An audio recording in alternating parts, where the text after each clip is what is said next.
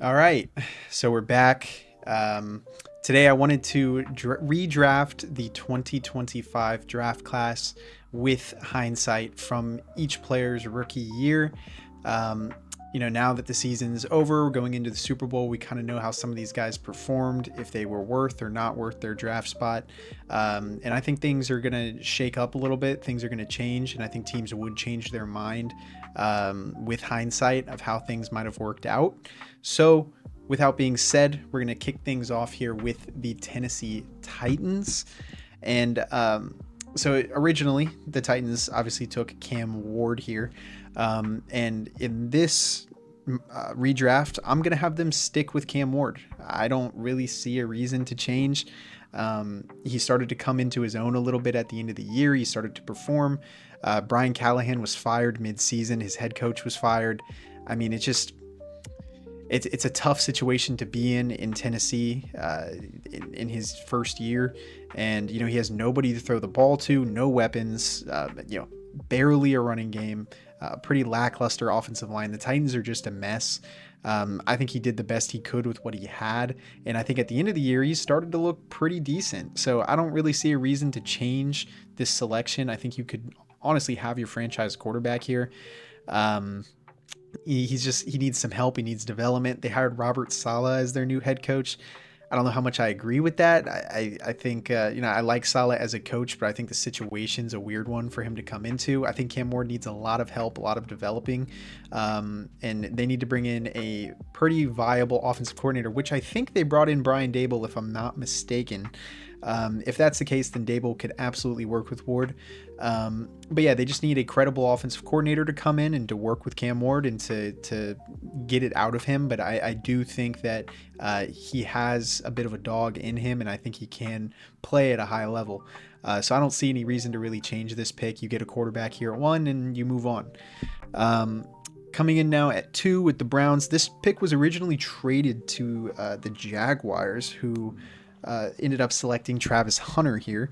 Hunter was fine, but I'm not going to be doing a trade up with this one. I'm going to be sticking and picking here with the Browns.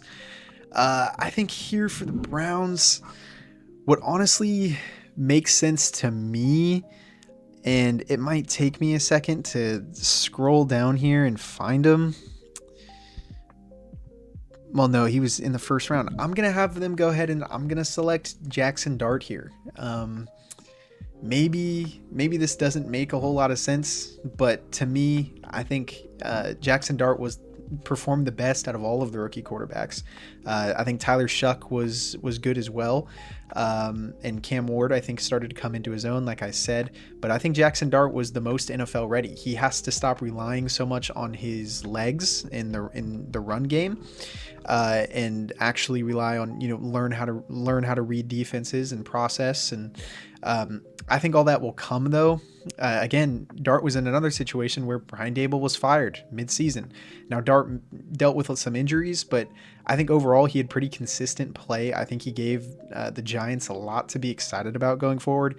And in this scenario, I don't see a reason why the Browns would pass on him here. I mean, I don't hate Shador Sanders. I'm not a really big fan of Dylan Gabriel, but I think if you have the opportunity to get somebody who's just clearly better than those two, why not snag him here in the top 3 and take somebody who could potentially be your franchise quarterback when that is like the one thing you're lacking the most. So now coming up, that leads me into the Giants pick here. So now Dart is off the board. Originally they took Abdul Carter here though, and Abdul Carter was fine. He played much better toward the end of the year than he started the year. But instead here for the Giants, if I can find him, he was taken in the second round. I'm going to go ahead and take Tyler Shuck here. I think Tyler Shuck, again, showed ability with the Saints. I mean, he took a really bad Saints team, and at the end of the year there, when he finally got the start, they looked much better under Shuck. And Shuck made some really impressive throws. He gets a lot of Josh Allen comparisons. I think it's a little early for that, but he does have the intangibles that Allen has. And, he's just a big body quarterback who can move. He's got a big arm. And I think Saints fans, again, have a lot to be excited about here with Tyler Shuck. So in this scenario, Jackson Dart goes off the board. Abdul Carter was fine. He was pretty good. He flashed a little bit, but he had some attitude problems. They had to discipline him multiple times. It sounds like he's a child, but he did get a lot of he caused some problems there. So I still think Abdul Carter more than likely ends up being a top 10 pick in this for me. But I think overall Tyler Shuck makes the most sense here, and you take your franchise quarterback here because in this scenario he probably would be off the board a lot sooner if these teams had seen the way he played in 2025. So Patriots here. This one I'm going to be doing the same thing. I'm just going to go ahead take Will Campbell here. I think it makes the most sense. Will Campbell was totally fine for them.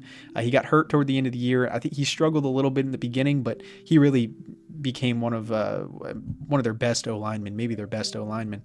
So I don't see any reason to change this pick. I think he made the right selection.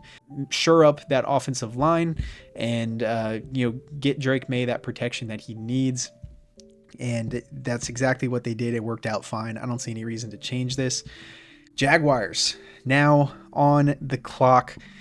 This one's a tough one because Travis Hunter's sitting right here. They traded up for him at 2 in the original draft. Travis Hunter again was fine. He got hurt, I think, in week 7, and he was starting to look pretty good though, mostly as a receiver. Even though I know the Jags are still committed to him being a two-way player, but in this scenario, I'm going to have the Jags go ahead and select Teteroa McMillan, the offensive rookie of the year. I think if you're able to see what happened this year and see that Brian Thomas Jr. took a pretty major step back, and then they ended up trading for Jacoby Myers at the deadline because they realized they had some issues there at receiver, especially when Travis Hunter went down. I think you take the rookie of the year here. I mean, Teteroa McMillan had 1,000 receiving yards with the Panthers. He won offensive rookie of the year, and he helped the Panthers get to the playoffs. I know it was by an 8-9 record, but the Panthers were in the playoffs this year, and Teteroa McMillan played really well. Over 1,000 receiving yards, like I said. And he really helped turn around a pretty dormant Panthers offense from last year. I think it makes sense for him to go higher in this one. And I think he's only going to continue to play really well for the Panthers. I mean, I think they have their wide receiver 1 in T-Mac. And I think the Jags would try to snipe him here at 5. So now we're on the Raiders. The Raiders are kind of a tough one too because Genty was good this year. He struggled a little bit with his yards per carry, maybe didn't break out in the way a lot of people were thinking. He was good though, and he flashed a lot. I think he had over 1,000 rushing yards on a lot of carries, but most of that was because of the offensive line. I think we can kind of recognize that Genty I think he has that ability to be one of the top running backs in the league. And again, his OC fired mid-season. Chip Kelly was gone. Pete Carroll, his head coach, is now fired. So I think there were a lot of coaching issues there that led to Genty maybe underperforming a little bit.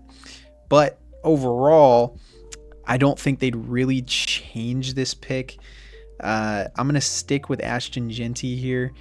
I think Genty still has that potential to be one of the best in the league. Like I said, he dealt with a lot of issues, man. Horrible offensive line. It was horrible. Like, that offensive line is so bad. I don't see any reason to maybe move off of this unless you want Travis Hunter, who didn't do anything crazy. Abdul Carter, who I think is very good. And Mason Graham here, who I think is also very good. But I just think that, why change it up? I mean, Genty, I think, was fine. It was good enough this year. He showed some flashes. I don't see any reason to jump off of the Genty pick here. That leads me into the Jets here. I'm going to have this one be Abdul Carter. I don't think he'd fall too far. Still think he'd be a top 10 pick. Abdul Carter was good this year. Like I said, he had some disciplinary issues. I think he ended the year with about 5 sacks. I still think Abdul Carter could be a very good edge rusher. And the Jets desperately need pass rush. The defense in general is just really bad. The whole team is bad. But if you can get a dominant left end here and shore up your pass rush, I'd say why not? They originally took Armand Mimbu here, and I don't mind that. I think Armand Mimbu could still be very good, but I think if Abdul Carter's looking at you, I think you just value him a little bit more. And why not shore up your pass rush and take a player who was originally taken at 3 here? So the Panthers now up on the clock. Whew. This is where things get a little tough here with these final 3 of the top 10. I wouldn't mind going Travis Hunter here. I think Travis Hunter, I still have a lot of faith in him. I think he's still going to be good. The only reason why he just got hurt in week 7. So it's the only reason why he underperformed. He finished, I think his last game, he had over 100 receiving yards in too. And I think he started to come into his own more so as a receiver, but still coming into his own a little bit. So yeah, I'm going to go ahead and take Travis Hunter here. I think this one makes the most sense to me. I don't see really any real reason to change or to go anywhere else with this pick. You needed receiver help. Tedero McMillan was taken off the board. Even with the Travis Hunter injury, I think he's an investment for the long term, and his value not only as a receiver but a corner on a team like the Panthers who does need a lot of help everywhere. I think it's a safe selection here, but you're making an investment in the long term. The Saints coming up now. Originally, they took Kelvin Banks here. I don't mind that pick. I really wouldn't mind sticking with Kelvin Banks. But with the value that's here, I actually think I'm going to go ahead and take Mason Graham. I'm looking at Tyler Booker too, because Tyler Booker was very good for the Cowboys, and they got a fantastic replacement in Zach Martin. Tyler Booker could easily be a top 10 pick. The only reason why I wouldn't is because he's a guard. But regardless of that, I would probably just take him here if I were the Saints. But I think what makes the most sense is Mason Graham. The value is just too much here. Mason Graham originally went to the Browns at 5 after the trade. And Mason Graham was very good this year. Mason Graham was very good, quietly good run stopper, just a tackle for loss kind of monster back there. He was a big help to that Browns defensive line. He still has some developing to do as a pass rusher, which is kind of opposite of what we thought going into this year, but he struggled a little bit as a pass rusher. He was much better as a run stopper, eating up blocks, even being undersized. He's just extremely strong, and I think the Saints could very easily take Mason Graham here and could absolutely use a guy like that on the defensive line. And I could obviously see either Mimbu or Kelvin Banks here as well, but overall, though, if you lose out on Tyler Shuck, originally they took Banks here, go and address the defensive line instead. The Bears now on the clock. I like the O-line help. I feel like the O-line is okay, though. Braxton Jones and Darnell Wright, I felt like it was pretty good this year. The O-line improved heavily from last year. You still could take one of these tackles, but I think I'm honestly just going to go ahead and stick with Colston Loveland. I don't really see a reason to change it. Colston Loveland, unless you want to go Tyler Warren here, Tyler Warren might have been a little better than Colston Loveland on a consistent level this year, but Colston Loveland fits Ben Johnson's offense like a glove, and it kind of showed toward the end of the year. He finished with over 700 receiving yards, I think 5 or 6 touchdowns, and I don't see a reason to change this. He showed out toward the end of the year. I think he's a perfect fit for the scheme that he's in, and I don't think there's a reason to go anywhere else here. But yeah, that's redrafting the top 10. Let me know if you want to see me do the whole draft. I think that'd be a lot of fun. But today we're just going to start with the top 10. Thank you guys for watching. Have a good one.